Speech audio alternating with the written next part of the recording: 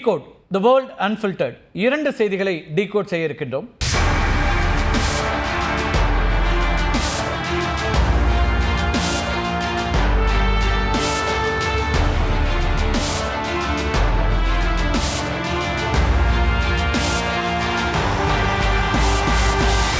முதலாவது செய்தியாக Trump versus Musk, Elon Musk இவங்க ரெண்டு பேருடைய இந்த சிக்கல் பற்றி, முரண் பற்றி தான் பேச இருக்கின்றோம்.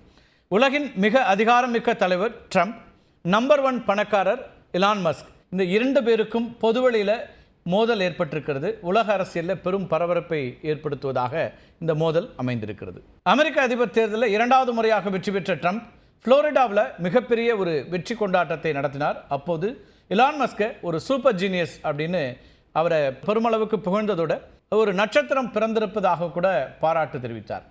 எலான் மஸ்கும் தன்னுடைய பங்கிற்கு கிடைத்த நேரத்திலெல்லாம் ட்ரம்ப்பை புகழ்ந்து வந்தார். அதெல்லாம் நம்ம பார்த்துருக்கிறோம்.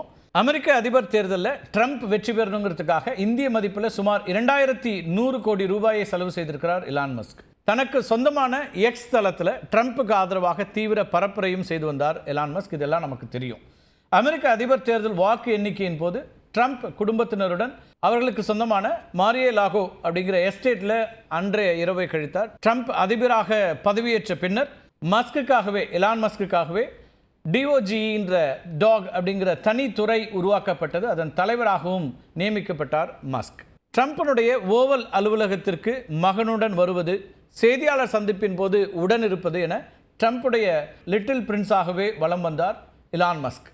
மஸ்குக்கு ட்ரம்ப் அளிக்கும் முக்கியத்துவம் குடியரசுக் கட்சியை சேர்ந்தவர்களுக்கு பெரும் அதிருப்தியை ஏற்படுத்தியிருந்தது.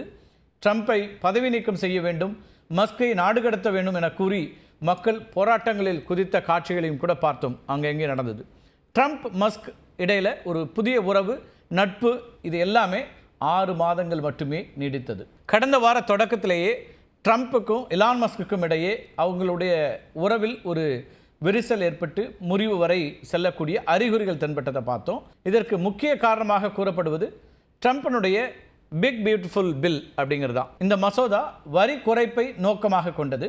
இந்த மசோதாவின் ஒரு அம்சம்தான் எலான் மஸ்கை ட்ரம்புக்கு எதிராக திருப்பி இருக்கிறது. பைடன் ஆட்சியில் இருந்தபோது மின்சார கார்களுக்கு பெருமளவில் வரி சலுகைகள் அளித்தார் பைடன். புதிய மின்சார கார்களை வாங்கினால் சுமார் 6 லட்சம் ரூபாயும், பழைய கார்களை வாங்கினால் 3 லட்சம் ரூபாயும் வரி விலக்கு அளிக்கப்பட்டு வந்தது. இது பைடனுடைய ஆட்சி காலத்தில். இதனால் மின்சார கார்களுடைய விற்பனைங்கிறது ஜெட் வேகத்தில் அதிகரித்தது. இதில் அதிகப்படியாக பயனடைந்தவர்களில் முதன்மையானவர் அப்படின்னு யாருன்னு பார்த்தீங்கன்னா எலான் மஸ்க் தான். ஏன்னா அவருடைய டெஸ்லா கார்களுக்கு மிகப்பெரிய அளவுக்கு வரி சலுகை பயன்பட்டது. இப்போது ட்ரம்ப் கொண்டு வந்திருக்கக்கூடிய பிக் பியூட்டிஃபுல் பில்லில் இந்த வரிச்சலுகைங்கிறது 2 லட்சம் கார்களுக்கு மேல் விற்பனை செய்பவர்களுக்கு கிடைக்காது அப்படிங்கிற ஒரு கண்டிஷன் போடப்பட்டிருக்கிறது. எலான் மஸ்கினுடைய டெஸ்லா நிறுவனமோ 3,30,000 கார்களுக்கு மேல் விற்பனை செய்திருக்கிறது. இதனால் அமெரிக்க மக்கள் டெஸ்லா கார்களுக்கு மாற்றாக மற்ற மின்சார கார்களை தேர்வு செய்வார்கள் அப்படிங்கிற ஒரு நிலை ஏற்பட்டுருச்சு இந்த பில்லால். ஏற்கனவே டெஸ்லா கார்களுடைய விற்பனை கடுமையாக சரிந்து வருகிறது. பாய்காட் டெஸ்லா அப்படிங்கிற பரப்புரை நடத்தப்பட்டு வருகிறது. ஏன் இது நடக்குது அப்படின்னா, இங்கே ட்ரம்ப் எடுக்கக்கூடிய முடிவுகள், அதற்கு பின்னால் இவர் எலான் மஸ்க் இருக்கிறாருங்கிற அந்த கோபத்தில் தான் அமெரிக்கர்கள் இந்த பாய்காட் டெஸ்லாங்கிற ஒரு பரப்புரையை நடத்திட்டு இருக்கிறாங்க. இப்போ ட்ரம்பினுடைய பிக் பியூட்டிஃபுல் பில்லை மஸ்க் எதிர்க்க இதுதான் மிக முக்கிய காரணமாக இருக்கிறது. இந்த பில்லை இன்ட்ரடியூஸ் பண்ணால் நிதி பற்றாக்குறை அதிகரிக்கும் அப்படின்னு எலான் மஸ்க் ஒரு வாதத்தை முன்வைக்கிறாரு. ஆனால் இதெல்லாம் கண் துடைப்பு தான். ஜூன் 3ஆம் தேதி ட்ரம்பினுடைய இந்த வரி குறைப்பு மசோதாவை மஸ்க் பயங்கரமாக விமர்சித்தார். ட்ரம்பின் மசோதா அருவருப்பானது அப்படின்னு இவர் எலான் மஸ்க் ஒரு கமெண்ட்டை கொடுத்தாரு. அவருக்கு வாக்களித்தவர்கள் பெரும் தவறை இழைத்து விட்டார்கள், பெரும் தவறை செய்து விட்டார்கள் அப்படிங்கிற மாதிரியான ஒரு குற்றச்சாட்டையும் எலான் மஸ்க் வச்சார். எலான் மஸ்கினுடைய இந்த விமர்சனத்தை 2 நாட்களுக்கு ட்ரம்ப் கண்டுகொள்ளவே இல்லை. ஆனால் டாஜ், அந்த டிஓஜி தலைவர் பொறுப்பு முடிவுக்கு வந்ததால் ஓவல் அலுவலகத்தில் மஸ்குக்கு பிரியாவிடை வழங்கப்பட்டது. அப்போதும் 2 பேரும் ஒருவரை ஒருவர் பாராட்டி கொண்டனர். அதற்கு பிறகு ஓவல் அலுவலகத்தில் செய்தியாளர்களிடம் பேசிய ட்ரம்ப் மஸ்க் மீது அதிருப்தியை வெளிப்படுத்தினார். இதுவரை தன் மீது தனிநபர் தாக்குதலில் எலான் மஸ்க் ஈடுபடவில்லை என்றும், ஆனால் இனிமேல் அதனை எதிர்பார்ப்பதாகவும் ட்ரம்ப் குறிப்பிடுறாரு. ட்ரம்போட இந்த மசோதா நிறைவேற்றப்பட்ட உடனடியாக கடுமையான அதிருப்தியை வெளிப்படுத்தியிருக்கிறார் எலான் மஸ்க். இதுக்கு ஒரு வீடியோவையும் பதிவிட்ட ட்ரம்ப், மசோதாவில் என்ன இருக்கிறது அப்படின்னு எலான் மஸ்க்கு ஏற்கனவே தெரியும் அப்படிங்கிற கருத்தையும் குறிப்பிடுறாரு. இதனை தவறுன்னு சுட்டிக்காட்டிய இலான் மஸ்க் அந்த மசோதாவை தான் ஒரு முறை கூட பார்க்கவில்லை அப்படின்னு ஒரு பதில் சொல்றாரு. காங்கிரஸ் உறுப்பினர்கள் அதனை படித்து புரிந்து கொள்வதற்குள்ள இரவு நேரத்தில் நிறைவேற்றப்பட்டு விட்டதாகவும் இலான் மஸ்க் குறிப்பிடுறாரு. காங்கிரஸ்ங்கிறது அமெரிக்காவுடைய அந்த உறுப்பினர்கள் இருக்கக்கூடிய அவைக்கு பேர் காங்கிரஸ். அமெரிக்காவில் புதிய கட்சி ஒன்றை தொடங்கும் நேரம் வந்து விட்டதா அப்படிங்கிற கேள்வியை முன்வைத்து எக்ஸ் தளத்தில் வாக்கெடுப்பும் நடத்துகிறார் இலான் மஸ்க். இதற்கு பதிலடியாக தனது ட்ரூத் சோஷியல் தளத்தில் பதிவிட்ட ட்ரம்ப் என்ன பண்ணார்னா, அமெரிக்காவின் பட்ஜெட்டில் பணத்தை சேமிக்க எளிதான வழிங்கிறது இலான் மஸ்க்கு அளிக்கப்படும் மானியங்கள் மற்றும் ஒப்பந்தங்களை ரத்து செய்வதுதான் அப்படின்னு ஒரு பதிலை போடுறாரு. ரெண்டு பேரும் அவ்வளோ நெருக்கமான நண்பர்கள், ரெண்டு பேரும் சேர்ந்து தான் தேர்தலில் வெற்றி அடைகிறாங்க. கிட்டத்தட்ட உலகம் முழுக்க இருக்கக்கூடிய பலரும் என்ன சொன்னாங்கன்னா, Crazy men in the world அப்படின்னு ரெண்டு பேரையும் பார்த்தாங்க. எப்போ என்ன முடிவெடுப்பாங்கன்னே தெரியாதுங்கிற அளவில் இருந்துச்சு. இப்போ இரண்டு பேரும் மோதிக்கொள்கிறார்கள். இந்த இரண்டு பேருடைய மோதல் தான் வெளிப்படையாக நடத்த தொடங்கியிருக்கிறது. இலான் மஸ்க் தனக்கு எதிராக திரும்பியதனால எந்த வருத்தமும் இல்லை அப்படின்னும், இதனை பல மாதங்களுக்கு முன்பே செய்திருக்க வேண்டும் என்றும் ட்ரம்ப் குறிப்பிட்டிருக்கிறார். காங்கிரஸ்னால நிறைவேற்றப்பட்ட மிக சிறப்பான மசோதாக்களில் ஒன்று பிக் பியூட்டிஃபுல் பில் அப்படின்னும் தன்னுடைய மசோதாவை அவரே புகழ்ந்து கொள்கிறார். யார்? ட்ரம்ப்பே புகழ்ந்து கொள்கிறார். உலக நாடுகளோடெல்லாம் வர்த்தக போரில் ஈடுபட்டிருக்கக்கூடிய ட்ரம்ப் என்ன பண்ணுவார், இப்போது நெருங்கிய நண்பராக இருந்த இப்போது எதிரியாக மாறிக்கிட்ட எலான் மஸ்கோடைய நிறுவனங்களுக்கான ஒப்பந்தத்தை ரத்து செய்யணும் அப்படின்னு சொல்லப்பட்ட போது அப்படின்னு வலியுறுத்துறாரு. அதற்கு பதிலளித்த எலான் மஸ்க் என்ன சொல்கிறாருன்னா, தைரியம் இருந்தால் இதை செய்யுங்கள் அப்படிங்கிறாரு. நான் இல்லாமல் ட்ரம்ப் தேர்தலில் தோற்றிருப்பார், அவர் நன்றி கெட்டவர் அப்படின்னு மிக கடுமையான ஒரு விமர்சனத்தை ட்ரம்ப் மேலே வைக்கிறாரு எலான் மஸ்க். ட்ரம்ப் பதவி நீக்கம் செய்யப்பட வேண்டுமா என்று ஒரு எக்ஸ் பயனர் கேட்ட கேள்விக்கு மஸ்க் ஆமாம் அப்படிங்கிற ஒரு பதிலையும் கொடுக்குறாரு. நாசாவுக்கு விண்வெளி வீரர்களை அனுப்பக்கூடிய ஒரே அமெரிக்க நிறுவனமான ஸ்பேஸ் எக்ஸ் நிறுவனத்தினுடைய டிராகன் விண்கலத்தை நிறுத்தப் போவதாக மிரட்டல் விடுத்திருக்கிறார் எலான் மஸ்க். இந்த மோதலுடைய உச்சகட்டமாக ட்ரம்ப்புக்கு எப்ஸ்டீன் விவகாரத்தில் தொடர்பு இருப்பதாக மிகப்பெரிய ஒரு குண்டை வீசியிருக்கிறாரு எலான் மஸ்க். யார் இந்த ஜெஃப்ரி எப்ஸ்டீன் அப்படிங்கிற ஒரு கேள்வி எழலாம். அது என்ன சிக்கல் அப்படின்னு உங்களுக்கு தோணலாம். அமெரிக்காவை சேர்ந்தவரான ஜெஃப்ரி எப்ஸ்டீன் பெரும் நிறுவனங்களுக்கு வங்கிகளிலிருந்து தனது செல்வாக்கை பயன்படுத்தி நிதி பெற்று கொடுக்கக்கூடியவராக இருக்கிறார். இதனால் இயல்பாகவே அரசியல்வாதிகள், தொழிலதிபர்கள் அப்படின்னு முக்கிய பிரமுகர்களோட தொடர்பில் இருக்கக்கூடியவர். 2005ஆம் ஆண்டு இவர் மீது பல பாலியல் வன்கொடுமை குற்றச்சாட்டுகளும் எழுந்தன. கரீபியன் பகுதியில் இருக்கக்கூடிய அவருக்கு சொந்தமான லிட்டில் செயின்ட் ஜேம்ஸ் அப்படிங்கிற தீவில் சிறுமிகளை பாலியல் வன்கொடுமை செய்தார் அப்படிங்கிற குற்றச்சாட்டுகள்லாம் அவர் மீது இருக்கிறது. இது தொடர்பான வழக்கில் 2008ஆம் ஆண்டு எப்ஸ்டீனுக்கு சிறை தண்டனையும் கூட வழங்கப்பட்டது. ஆனாலும் மிக குறுகிய கால சிறைவாசத்திற்கு பின்னர் விடுதலை செய்யப்பட்டார். அதற்கு பிறகு மீண்டும் கடுமையான குற்றச்சாட்டுகள் சுமத்தப்பட்டு கைது செய்யப்பட்டவும் செய்தார். 2019ஆம் ஆண்டு ஆகஸ்ட் மாதம் நியூயார்க்கில் இருக்கக்கூடிய சிறையில் எப்ஸ்டீன் மர்மமான முறையில் உயிரிழந்திருக்கிறார். அவரது மரண வழக்கு தற்கொலை அப்படின்னு அப்போ முடித்து வைக்கப்பட்டது. இவர் மீதான குற்ற ஆவணங்கள் எப்ஸ்டீன் ஃபைல்ஸ் அப்படின்னு அழைக்கப்படுகின்றன. இந்த ஆவணம் இன்று வரை பொது வழியில் வெளியிடப்படவில்லை.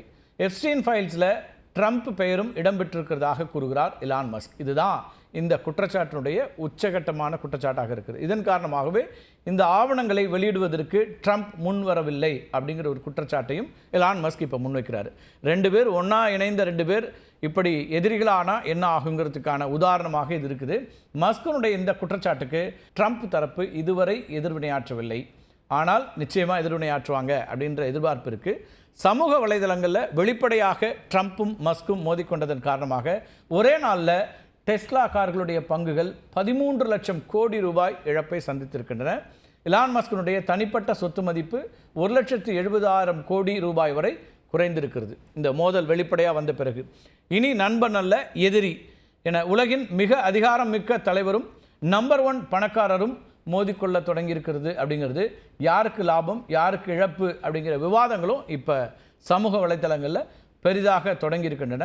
இதில் லாபம் அடைந்தது அமெரிக்க மக்கள் அப்படின்னு சொல்லக்கூடியவங்களும் அங்கே இருக்கிறாங்க. ஏன்னா இந்த இரண்டு பேருமாக சேர்ந்து எடுத்த பல முடிவுகள் அங்கே இருக்கக்கூடிய அமெரிக்க மக்களுக்கு பெரிய அளவுக்கு கவலையை உண்டாக்கக்கூடியதாக இருந்தது. அதனால தான் அவங்க எதிர்ப்பெல்லாம் தெரிவித்து போராட்டங்கள் நடத்திய காட்சிகள்லாம் பார்த்தோம். அப்படி இருக்கக்கூடிய சூழலில் தான் இந்த இரண்டு பேரும் மோதலை தொடங்கி இருப்பதுங்கிறது அமெரிக்க மக்களுக்கு நல்லது அப்படின்னு சொல்லக்கூடிய கருத்தும் வரக்கூடியதை பார்க்குறோம்.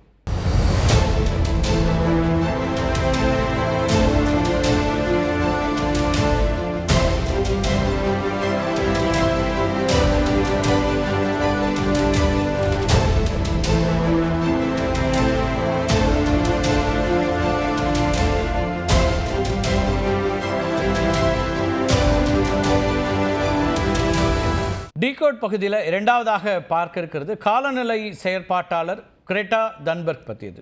யார் இந்த கிரேட்டா தன்பர்க் அப்படிங்கிற கேள்வி எழலாம். அவங்கள பற்றி நிறைய பேருக்கு தெரிஞ்சிருக்கும். காலநிலை செயற்பாட்டாளர், உலகம் முழுக்க அவருக்கு ஒரு இளம் வயதில் காலநிலை குறித்த ஒரு விழிப்புணர்வை ஏற்படுத்துவதற்காக தொடர்ச்சியாக செயல்படக்கூடியவர். தற்போது காசா பகுதிக்கு அவர் சென்று கொண்டிருக்கிறார். அங்கு தான் இப்போ இஸ்ரேல் அவருக்கு எதிரான ஒரு நிலைப்பாட்டை எடுத்திருக்கிறது. காலநிலை செயற்பாட்டாளர் கிரேட்டா தன்பர்க் அத்தியாவசிய பொருட்களோடு பயணித்து வரும் படகை தடுத்து நிறுத்த தயாராக இருப்பதாக இஸ்ரேல் அரசாங்கம் அறிவித்திருக்கிறது. காசா பகுதியை இஸ்ரேல் முற்றிலுமாக முற்றுகையிட்டுள்ளதால் கடந்த 90 நாட்களுக்கு மேலாக அங்கே உணவுப் பொருட்களுக்கு கடுமையான தட்டுப்பாடு ஏற்பட்டிருக்கிறது. இது பற்றி நம்ம ஏற்கனவே காணொலிகள் வெளியிட்டிருக்கிறோம். நாளுக்கு நாள் பட்டினி சாவுகள் அதிகரித்து வருவதாக ஐக்கிய நாடுகள் சபையும் ஒரு குற்றச்சாட்டை வைத்திருக்கிறது. இந்த நிலையில் தான் காசா மக்களுக்கு உதவி செய்வதற்காக ஸ்வீடனை சார்ந்த 22 வயது காலநிலை செயற்பாட்டாளர் கிரேட்டா தன்பர்க் கடந்த வாரம் சிசிலியில் இருக்கக்கூடிய கெட்டனியா அப்படிங்கிற துறைமுகத்திலிருந்து புறப்பட்டாங்க. கிரேட்டா பயணித்து வரக்கூடிய ஃப்ரீடம் ஃப்ளோட்டிலா கோயலிஷன் அப்படிங்கிற படகுல பால், புரோட்டீன் பார்கள், குழந்தைகளுக்கான உணவு, அரிசி, சுகாதார பொருட்கள் அப்படின்னு நிறைய உணவுப் பொருட்களும் அதோடு சேர்த்து மருத்துவ உபகரணங்கள் உள்ளிட்ட அத்தியாவசிய உதவிப் பொருட்களும் எடுத்து செல்லப்படுகின்றன. இந்த படகு சனிக்கிழமை காசாவை சென்றடையும் அப்படின்னு எதிர்பார்க்கப்படுகிறது. கிரேட்டாவோட கேம் ஆஃப் த்ரான்ஸோடைய நடிகர் லியான் கன்னிங்ஹாம், ஐரோப்பிய நாடாளுமன்ற உறுப்பினர் உள்ளிட்ட 12 சர்வதேச செயற்பாட்டாளர்களும் பயணிக்கிறாங்க. கிரேட்டாவை கடுமையாக எதிர்த்து வரக்கூடிய இஸ்ரேல் இதனை சட்டவிரோத முற்றுகை அப்படின்னு வர்ணிச்சிருக்குது. கிரேட்டாவை தடுத்து நிறுத்த தங்களது இராணுவம் தயாராக இருக்கிறது அப்படின்னு இஸ்ரேல் பிரதமர் நெதன்யாகு சொல்லியிருக்கிறார். இதன் மூலம் மீண்டும் பேசுபொருளாகி இருக்கிறார் கிரேட்டா. கிரீன் ஹவுஸ் விளைவின் மாதிரியை கண்டுபிடித்த விஞ்ஞானி ஸ்வாண்டே அவருடைய பரம்பரையில் வந்தவர் தான் இந்த கிரேட்டா. மே 2018 15 வயதான கிரேட்டா ஒரு உள்ளூர் செய்தித்தாளில் காலநிலை மாற்றம் பற்றி எழுதிய ஒரு கட்டுரை தான் அவருக்கான முதல் அறிமுகம். அந்த கட்டுரை முதல் பரிசை வென்றது. இங்கிருந்து தான் அவருடைய சூழலியல் பயணம் அப்படிங்கிறது தொடங்குகிறது. பாரிஸில் உலக தலைவர்கள் ஒப்புக்கொண்ட கார்பன் உமிழ்வு இலக்கை ஸ்வீடன் அரசு நிறைவேற்ற வேண்டும் அப்படிங்கிற கோரிக்கையை வலியுறுத்தி நாடாளுமன்ற கட்டிடத்தின் முன் போராட்டம் நடத்தினார். இதற்கு முன்னோடியாக அமைந்தது கிரேட்டாவின் பள்ளி புறக்கணிப்பு போராட்டம். சூழலியலை கவனத்தில் கொள்ள வேண்டும் என வலியுறுத்தி வாரந்தோறும் பள்ளி வளாகத்தில் போராட்டங்களை நடத்தி வந்தவர் தான் இந்த கிரேட்டா. பள்ளி மாணவி ஒருவர் வகுப்புகளை புறக்கணித்து நடத்திய ஃப்ரைடேஸ் ஃபார் ஃபியூச்சர் அப்படிங்கிற அந்த போராட்டம் உலக அளவில் கவனத்தை ஈர்த்ததாக இருந்தது. அதனைத் தொடர்ந்து வேர்ல்டு எக்கனாமிக் ஃபோரம், ஐரோப்பிய நாடாளுமன்றம், இத்தாலி, பிரான்ஸ், பிரிட்டன் நாடாளுமன்றங்களில் உரை நிகழ்த்துவதற்காக கிரேட்டா அழைக்கப்பட்டார். 2019 செப்டம்பரில் ஐக்கிய நாடுகளின் சூழலியல் மாநாட்டில் பங்கேற்றார். சூழலியல் குறித்த கிரேட்டாவின் ஆவேச பேச்சு உலக அளவில் கவனம் பெற்றது. அப்போது அமெரிக்க அதிபராக இருந்த ட்ரம்ப் கிரேட்டாவின் கோபத்தை கட்டுப்படுத்த சிகிச்சை எடுத்துக்கொள்ள வேண்டும் அப்படின்னு கேலி செய்ததை கூட நாம் நினைவு கூற முடியும். ஆனாலும் விமர்சனங்களை புறம் தள்ளி தனது பாதையில் தொடர்ந்து பயணித்து வருகிறார். கிரேட்டா தன்பர்க் 2019 முதல் 2023 வரை 4 முறை அமைதிக்கான நோபல் பரிசுக்கு பரிந்துரைக்கப்பட்டவர் அப்படிங்கிறது இங்கே குறிப்பிடத்தக்கது. கார்பன் உமிழ்வுக்கு எதிரான தன்னுடைய பரப்புரைக்கு வலு சேர்க்கும் விதமாக கிரேட்டா விமான பயணங்களை தவிர்த்து வருகிறார். தான் போகும் இடம் எவ்வளவு தொலைவில் இருந்தாலும் கடல் வழி பயணத்தையே அவர் மேற்கொண்டு வருகிறார். 2019ஆம் ஆண்டு ஐக்கிய நாடுகள் சபையில் உரையாற்றுவதற்காக 15 நாட்கள் படகில் பயணம் செய்து நியூயார்க்கை சென்றடைந்தார். அப்படிங்கிறதெல்லாம் கிரேட்டாவை பற்றி ரீகால் பண்ணக்கூடிய முக்கியமான அம்சங்கள். தற்போது காசா மக்களுக்கு உதவி புரியவும் படகிலேயே தன்னுடைய பயணத்தை மேற்கொண்டிருக்கிறார். அவருடைய படகு பயணத்தை தடுத்து நிறுத்துவோம்னு இஸ்ரேல் இப்போ குறிப்பிட்டிருக்கிறது. அந்த மக்களுக்கு, காசா மக்களுக்கு கிடைக்க வேண்டிய உணவுப் பொருட்கள், மருந்து பொருட்கள், அத்தியாவசிய பொருட்களை இஸ்ரேல் தடுத்து நிறுத்தும் என்ற அறிவிப்பு பலரும் கண்டனம் தெரிவித்து வருகிறார்கள். இப்போ சனிக்கிழமை இவர்களுடைய படகு காசா சென்றடையும் என்று எதிர்பார்க்கப்படுகிறது. இஸ்ரேல் என்ன செய்ய போகிறது அப்படிங்கிற கேள்வியும் எழுந்திருக்கிறது. மீண்டும் ஒரு காணொலியில் சந்திக்கலாம் நண்பர்களே. நன்றி, வணக்கம்.